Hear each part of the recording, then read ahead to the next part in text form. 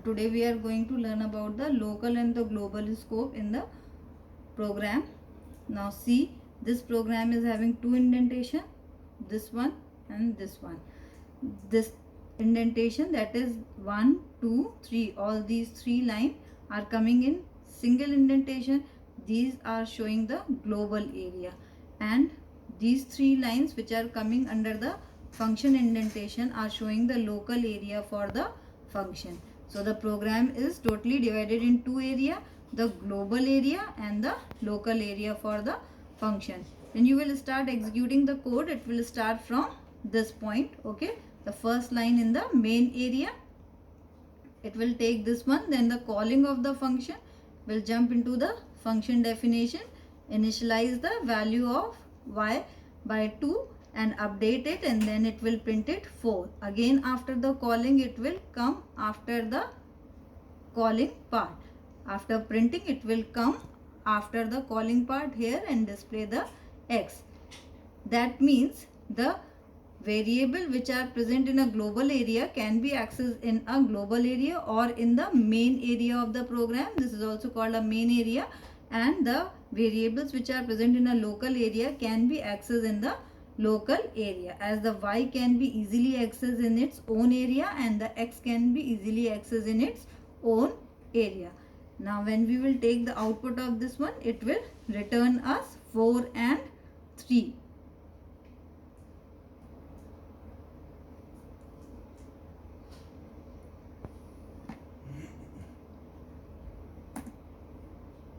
It is 4 and 3.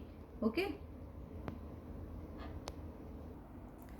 Now where the function, the variable name is different in both the areas, that is in the local area and the main area, the things are very simple. Now when see this code, this is the local area having a variable x with value 2, and in the main area also a variable x with value 4. That means the local and the main area or the global area both are having a same variable name with different values. Now in this case, what will happen? When you will execute the code will start executing from the main area from this point. So it will take x as 4, and when you will print it, it will display 4. Then it will go for a function call here. Now when it will come here, it will declare its own x with value 2. Okay, now it is not taking the global x. Why? Because you have declared a new x in the scope of the function. So it will declare a new x with value 2, and the updation of the x will be for this x, for its own x. Okay, it will give the priority to its own x first. So it will be 8. When you will print this statement, it will return 8. That means it will display 8, and after displaying the value, the control will jump after the function call, and after the function call again we are having a statement main. Again which value will be displayed, 8 or 4? It will display 4 because this is the main area. It will access its own x, and the own x value is 4. That means although the name of the variable is same in both the areas, in the local area and in the global area, but the global area will use its own x and the local area will use its own x. Now see the result of this question. It is 4 due to the main displayed first value and then the function value printing, that is the 8, and again we are returning back to the main area. Again we are printing the x, that is 4. That means if the variable name is same in the main area or in the function area, then the function area would access its own variable and the main area will access its own variable. Now in this code, as you can see that in the main area I am having one variable x. Okay, and in the local area of the function I am not having any variable x. I have not declared any x. So what will happen? As there is no x, it will raise an error for this x, that in which x you want to add 3, because it cannot access this one. this area cannot access this x which is present in a main area. So in this code, this line will give an error message that in which x I have to add 3. Okay. Now suppose that I want to use global x here. So in the Python you cannot use it directly. For this we have to write a keyword global. As soon as you will write a keyword global here like this, global x, this keyword will tell the compiler that in the local area of the function you want to access global x. Okay, after writing this statement x equals to x plus 3 will not raise any error, because now the compiler is knowing that you want to add 3 in which x, in the global x. So it will take 5 plus 3 and it will make this x 8. Okay, now take a dry run of this one. It will start from x equals to 5. Before function call, the value of x is what? 5. It will display 5. Then calling of a function. Due to this one, the control will move in the function definition, and here it will found a statement global x. That means we are saying to a compiler that we want to use this x which is present in a main area. Okay, that is the global x. It will do the manipulation and the x will become 8. When you are printing x, it will display 8 here, and after this statement it will come where? After the function calling. After the function calling, we are again displaying the after function call. Again we are using x. Now what will be the value of x? The x will become 8. Why? Because here you have manipulated the x and this x is a global x. Okay, so that means the manipulation which the compiler has done here will be taken for granted for everywhere. So here it will be 8. Now see the result.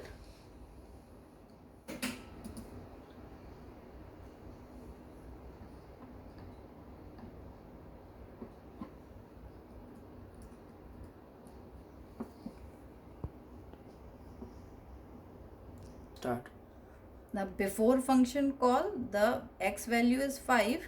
Then after the entering into the function, we are manipulating our x and it is 8 after that. And then we are coming back in the main area and there we are displaying the x. The value of x will be 8. That means whatever changes done in the function will remain same forever. Now I am going to tell you about the LEGB rule in the scope. Okay, LEGB, that means local, enclosed area, global and built-in. LEGB rule means when a program want to print a variable or to use a variable, firstly it will search a variable in a local area. If it is found, good. If it is not found, it will search in an enclosed area. Okay, what is enclosed area? I am going to tell you.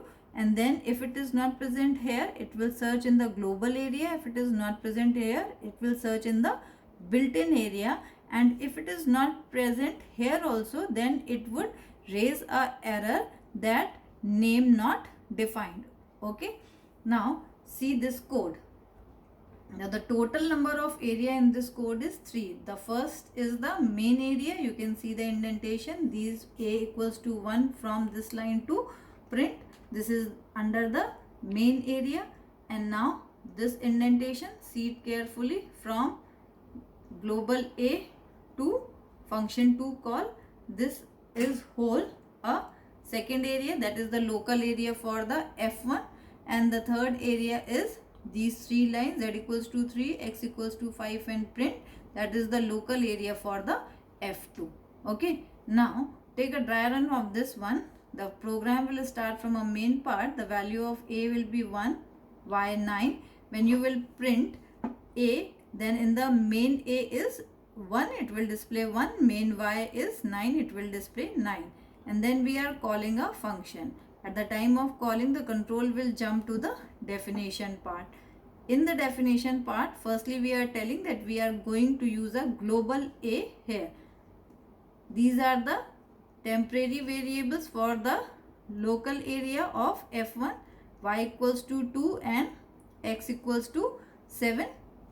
Now this is the updation of A. Global A variable will get updated, and now the value of A is 3. When it is displaying A, it will print 3. When it is displaying Y, now as you can see, in the global area there is one Y and in the local area there is one Y. So at the time of calling Y, it will go according to the rule and search in the local area first. So it will get a variable in the local area, so it will display this one, that is 2. Okay, here it will display 2. Now after this, here printing the variables, after this it will come to the calling of F2 and it will start calling here. Now after jumping in the F2 definition, it will make Z as 3 and again x as 5. This x is local for F2 only. Okay, this x is accessible in this whole area and this x is accessible only in the F2 area. Now in this case, when you are going to print A, it will search in the local area, no A is declared here. It will search in the enclosed area, no A is declared in the enclosed area. Then in a global area, as we have told, we are using a global A. So global A will be found and it will display 3. Then Y, for the Y again it will go for the local area. As you can see, no Y is present in the local area, then it will go for the enclosed area. So this is the enclosed area for the Y. Okay, enclosed area, that means जिसके अंदर ये वाला बना हुआ है. तो the F2 is declared in F1. So this whole is the enclosed area for the F2. So it will pick the Y from its enclosed area, that is from here, and it will display it.